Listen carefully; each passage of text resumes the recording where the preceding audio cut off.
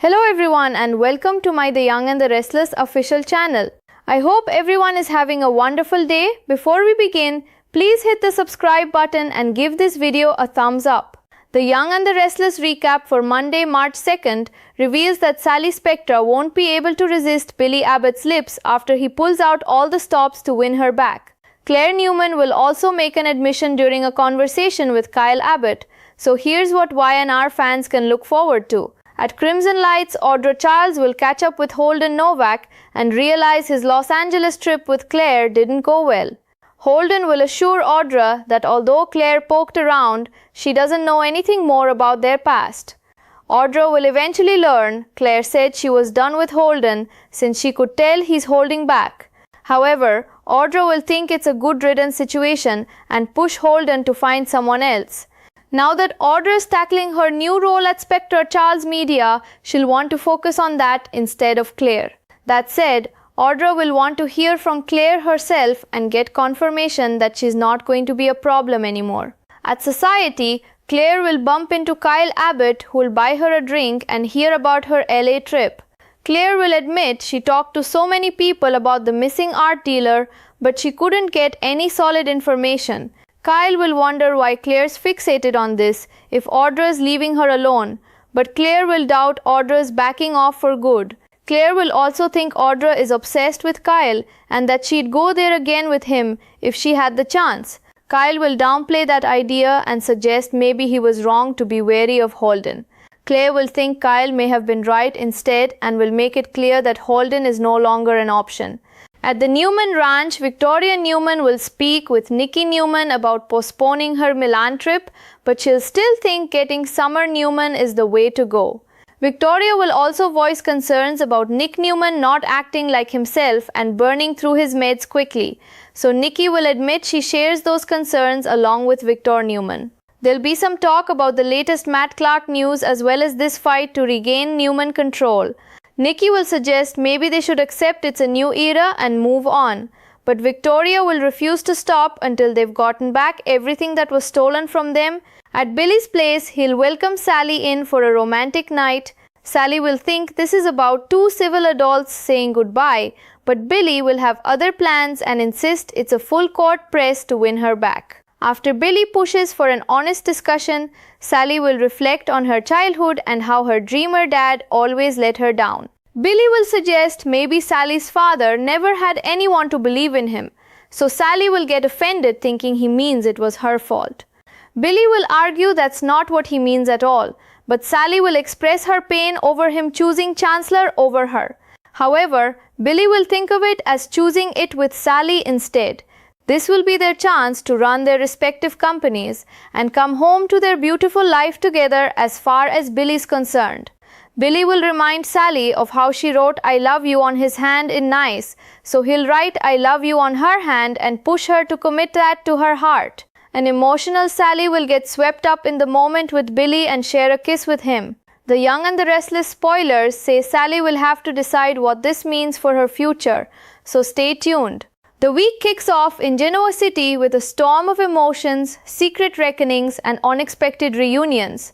At Crimson Lights, Audra Charles sits across from Holden Novak, her eyes searching, her mind running through every detail of his recent Los Angeles trip with Claire. Holden, calm but guarded, reassures her that yes, Claire may have poked around, but she hasn't uncovered anything about their past. Audra listens carefully, sensing the weight behind his words. But then, in a quiet, almost hesitant moment, Holden admits that Claire has declared she's done with him. She can see that he's holding back, that there's more he isn't telling her. Audra's reaction is pragmatic, almost brisk. Good riddance, she murmurs, a small smile of relief crossing her face. She's determined to focus on her new role at Spectre Charles Media, channeling her energy into something positive instead of letting the shadow of Claire linger. Yet Audra can't shake the desire to hear it directly from Claire, to have that final confirmation that she truly won't be a problem anymore. Meanwhile, across town at Society, Claire Newman finds herself unexpectedly face to face with Kyle Abbott. There's an awkward familiarity, a tension that's hard to ignore. Kyle buys her a drink, trying to ease the mood, and Claire begins to recount her frustrating LA trip. She admits she spoke to countless people about the missing art dealer, but none of them had concrete answers. Kyle, cautious but curious, wonders aloud why she seems so fixated on this, especially if Audra has indeed stepped back. Claire hesitates, uncertainty flickering in her eyes, and confesses she doubts it. She knows Audra too well. She can't imagine Audra truly letting go. And then, with a quiet intensity, Claire lets slip her thoughts about Audra's obsession with Kyle, hinting that if given the chance, Audra might pursue him again. Kyle, trying to diffuse the tension, downplays the notion. He even suggests he might have misjudged Holden all along. But Claire, ever perceptive, can't help but wonder if Kyle might be right. And in that realization, she makes it clear. Holden is no longer an option for her. Back at the Newman ranch, Victoria Newman's mind is racing. She sits down with Nikki Newman to discuss postponing her trip to Milan. Despite this, Victoria's focus remains on Summer Newman, determined to secure her path forward. The conversation drifts to Nick Newman, whose unusual behavior and rapid consumption of his medication are cause for concern. Nikki admits she shares the same worries, and even Victor Newman is troubled by what he sees. They touch briefly on the latest developments with Matt Clark and the ongoing battle to regain control of Newman Enterprises. Nikki suggests it may be time to accept a new era and move on, but Victoria's resolve is unshakable. She refuses to stop until every last thing that was stolen is restored, her determination burning like a quiet fire. And then there's Billy Abbott, whose plans are far more personal and immediate. At his apartment, he opens the door to Sally Spectra, inviting her into what she believes will be a civil, amicable farewell. But Billy has other intentions. This isn't about polite goodbyes. It's a full-court press, a calculated effort to win her back. As they sit together, the conversation takes a turn, peeling back layers of pain and vulnerability. Sally reflects on her childhood, the disappointments she endured, and how her dreamer father always let her down. Billy, in his earnest and heartfelt way, suggests perhaps her father never had anyone who truly believed in him. The words hit Sally like a cold breeze. She misinterprets, thinking he's placing blame on her. A flicker of hurt crosses her face. Billy quickly reassures her, his voice gentle but insistent. That's not what he means. The tension melts into honesty. Sally lets herself express the lingering pain of Billy choosing Chancellor over her, or at least what she believed was a choice against her. Billy reframes it, telling her it was never a decision made without her, that every step he took was intertwined with the life they could have together. His vision is clear, their companies, their ambitions, and a shared life that's just waiting for them to claim it. And then comes the quiet, tender moment. Billy recalls their time in Nice, the way Sally had written "I love you" on his hand. Now, he mirrors the gesture, writing the words on her hand, urging her to commit them to her heart. Emotion floods Sally, unexpected, overwhelming, and in that instant she is swept up in the moment.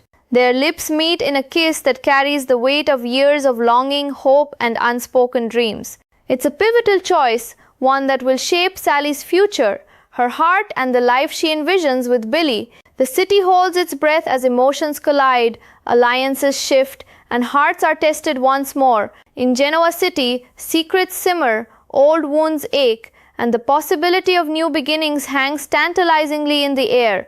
Will Sally take the leap? Can old grudges be forgiven? And what will the Newmans do next as they fight to reclaim what's rightfully theirs? Stay tuned, because in this city, every decision echoes, every confession matters, and love, betrayal, and ambition are never far apart.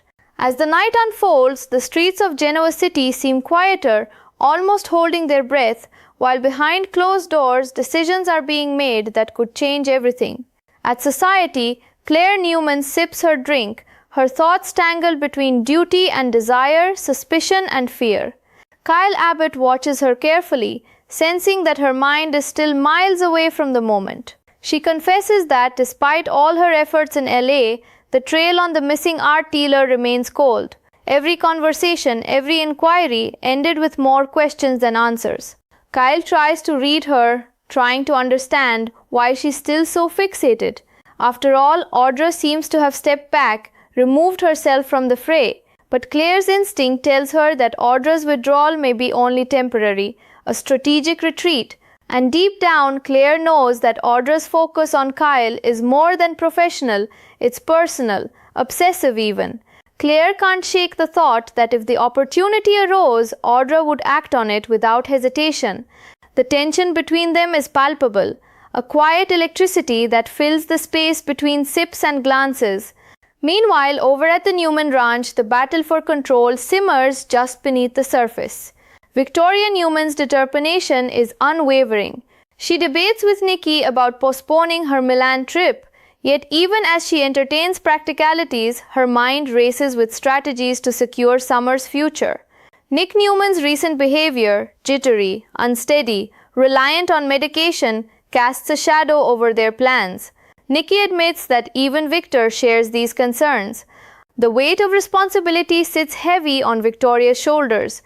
And then there's the matter of Matt Clark, whose latest schemes ripple through the Newman family like an unwelcome storm.